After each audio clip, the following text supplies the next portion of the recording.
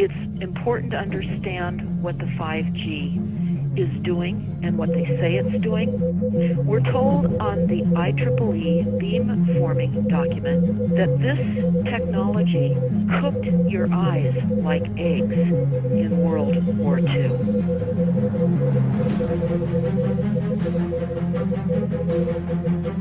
And you all need to understand these are military weapons. These are assault frequencies. If you garner nothing more than that, that's what you need to know. It's microwave radiation warfare is what this is. You're going to feel it, whether it's from satelliters, whether it's from cell towers, whether it's from aircraft, whether it's from a truck, whether it's from a stationary base. You know, the main thing is that if you are in that field, then you're going to feel it. So, you know, it's the same thing as it's basically the same as a cell phone, because it doesn't make a difference where you are in the country. If I call your cell phone, it's going to ring. Right. Okay, well, this is the same exact thing. Once I have your bio-coded information about your biocode, I just transmit that off all the towers in the United States, and you're harassed no matter where you are. There's a bioresonance to every individual, just like our fingerprint. Every person has an individual DNA, a different bioresonance. And so the original Stockland patent is on my website, where Stockland was able to go voice to skull with pulse transmissions in 92. And then after the rest of the development went black ops. We don't really know what happened after that. We knew we could put voices in to group people's heads. What they did, and I know from the Russian translation from Cheryl Welch, from reading all her translated psychotronic stuff from Russia, that they figured out how to biocode these microwaves so that it can attack specific individuals. Once they have your DNA, they take the DNA and they put your DNA code in a supercomputer. And in that supercomputer, they run algorithms that biocode electromagnetic transmissions so they bioresonate with your body. Once they've done that, they can transmit that from satellites or cell towers or aircraft or any number of ways, and that signal will only affect you. Mm-hmm. Yeah, like I said, the cell phone towers and everything else as well. Well, the towers are the Matrix. You know the movie The Matrix? As an example, if I go into a city location and I'm testing an environment, I can see probably anywhere from 30 to 60 Wi-Fi access points. So that means that you're saturated in microwave. That's all 2.4 gigahertz, microwave transmissions with 60 transmission access points that are sending and receiving. The Human Genome Project was carried out at the Lawrence Berkeley National Lab, where I was a staff scientist for 5 years. They were tracking people in the lab by the electromagnetic frequency emitted by individuals' DNA. The DNA in every living thing has a unique frequency and signal. That is what they're using, what they're focusing on, and what they're weaponizing to completely control us. All they need is to kind of identify your DNA fingerprint like with your name, and then they can watch you 24 hours a day. This is one part. The other part So we are running a GPS system? Yes. The way the technology works, the voice to skull, is to tap into the resonant frequency of the DNA of the individual, the targeted individual. And this allows total mind, spirit, and body control over the individual by those who are running this program. Since I saw on a daily basis how intimately involved in this program of voice-to-skull social engineering and gang stalking my private security company was, I couldn't help but notice that our client, one of the largest corporations in America and indeed the world, just happened to have a massive database of DNA on its property. A DNA database that stores the DNA of millions of Americans. Their emotions, their thoughts, their minds, their heartbeat, their muscle movements, their dreams, their thoughts. Everything they see and everything they hear is all recorded and manipulated by this technology. And all of this is made possible by the people running this program, utilizing the technology to tap into the resonant frequency of the individual's DNA. So they can broadcast this from a satellite, a tower, over many, many miles, and yet only that particular person, the targeted individual with that particular physiological signature or DNA signature, will actually pick up the sent message, correct? That is correct. The digital receiver is the human brain. Okay, so you could be standing in a room full of 100 people. The stream of energy, the stream of electromagnetic hits everyone, but you're the only one who gets it. That's what I was saying, yeah. It would pass right through and around everyone, and they would not even sense anything. But the victim would absorb the energy and feel its effects, because only the victim possesses that specific brainwave signature, which the stream of energy is tuned into. The supercomputer begins to monitor all electromagnetic activity of the victim's brain by way of this bidirectional stream of energy. And it begins to monitor and download all that information back into its database. The system, the supercomputers are designed to clone, to download one's entire persona and psyche back into its database. Because of my responsibilities in surveillance as a otherwise normal security specialist, I was showed this technology at work. And it was through the perspective, of course, of the camera, and what I was told that it was obvious it was being used through the eyes of the targets. So I have seen it, and it is absolutely remarkable. It's just like a first-person, video game or something where you see right through the eyes of the individual. When we look through our eyes, there are photons hitting the outside of our face. They don't actually make it into the part that thinks. The part that thinks is looking at something else. It's looking at some kind of weird compressed signal. Basically, those optical signals are interpreted by the brain, and then you perceive them as vision. You perceive them as pictures and so forth, but this is all electrical signals within the brain. And so the exact same thing, the data is taken in through the eyes, and then your brain renders it in a visual form that we know as sight.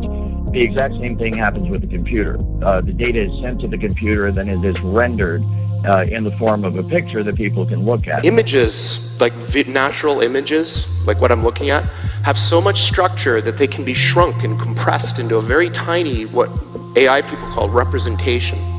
So what our brains seem to do is build a very, very good compressed representation of the world, call it a model. So just like if I have a building and there's like a blueprint or a scale model of the building, imagine I have the whole world and all of its concepts, and I shrink it down into this weird compressed representation so that it fits inside my brain. The exact same thing happens with the computer. The data is sent to the computer, then it is rendered, and from what I understand, that's where this technology is right now. The cutting edge is trying to marry, the software that's used to render it on the computer and the actual detecting of the signal and the hacking of the signal within the human mind. So the modern view of intelligence, or call it cognition more generally, is that it's a very important thing that we create models of the world inside our heads. They're using two interfaces, like we said, the brain-to-computer interface. That's the supercomputer. The sophisticated and advanced exascale system downloads all of your, all electromagnetic activity, all these synaptic responses, the electromagnetic emissions of the victim's brain is downloaded at the speed of light. Energy travels at the speed of light, so they can download, upload at the speed of light. Sure. Back into a database as the supercomputer is programmed to build, using various software programs, a cognitive model of your brain. And what we are trying to do is to use this precious knowledge to build machines that can actually create, manipulate, and use these parallel realities in the service of this one.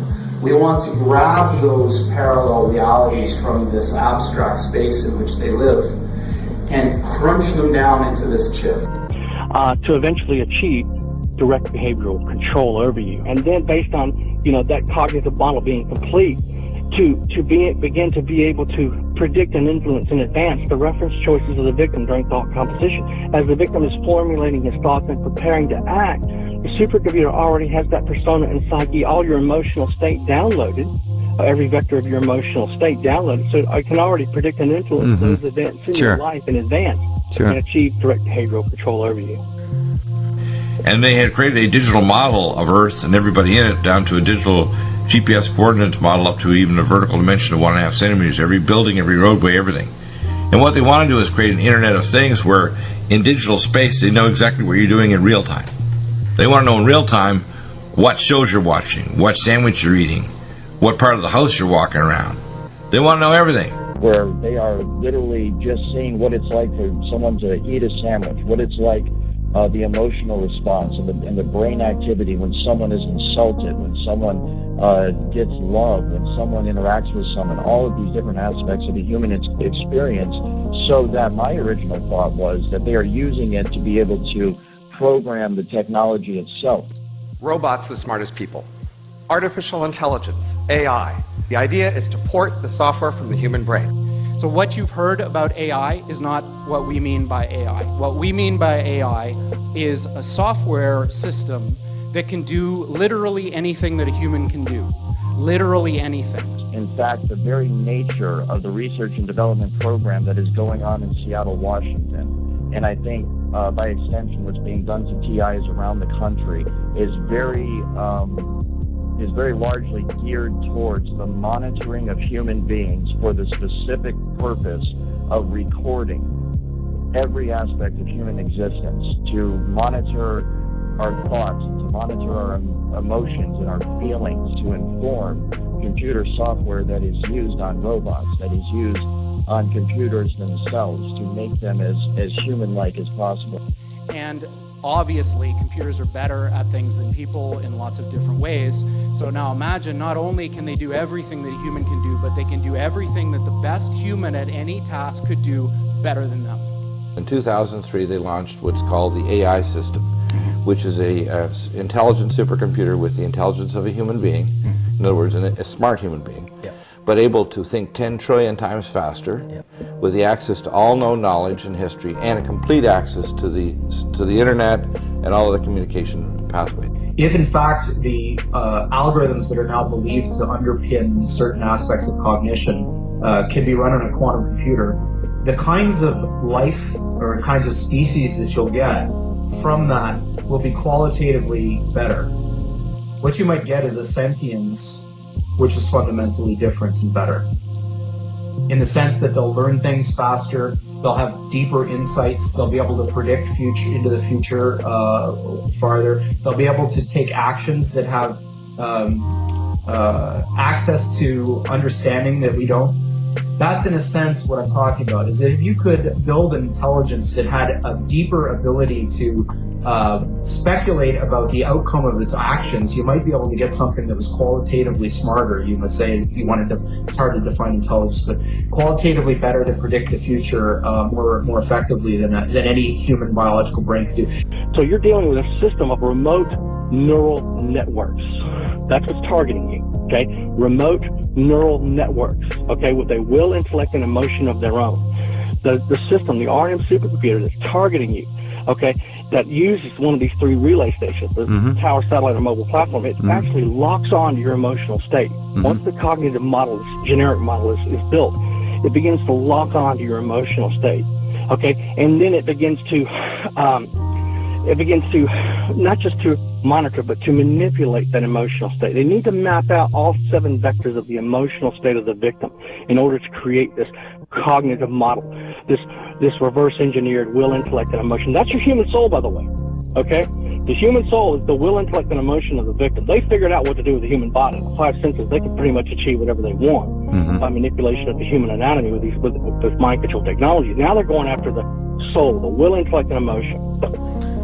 I could build, I think, a soul. Here's how I would do it. I copy you exactly into a digital environment. Everything about you. Imagine that was possible. It probably is. So if I copy you into a machine, that copy process has all of the properties we were talking about as being a soul. First of all, it's immaterial, because copying, that's not a thing, it's a process. It's immortal, it's just like you. You can put it in any environment you want, heaven, hell, make a simulation. So, all of these things that reside in our heads, these abstract concepts, I think that eventually we can build them, and we have to decide what we want to build. They are building false realities into which they want to induct you so they can play God.